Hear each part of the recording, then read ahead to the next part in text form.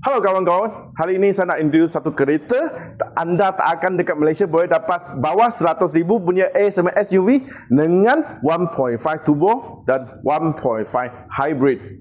Ya betul, anda tak silap dengar. Cherry Tiggo Cross akan paling orang tahu, paling hot, paling murah punya A7 SUV di Malaysia. 1.5 turbo ADAS level ada 2.0 dan 1.5 hybrid ADAS ada 2.5. Paling tinggi ADAS level di Malaysia. Dengan 1.5 turbo agak-agak boleh jalan 600 lebih km, manakala 1.5 hybrid boleh jalan 1000 km. Dengan Cherry Super Hybrid ini anda pandu macam pandu sebuah kereta EV.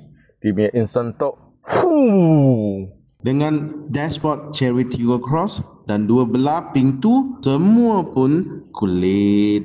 Yang pertama A7 SUV di Malaysia yang tak payah gearbox dan paling jimat minyak. Kalau anda minat boleh call saya, nama saya Renatan ataupun panggil saya Atan.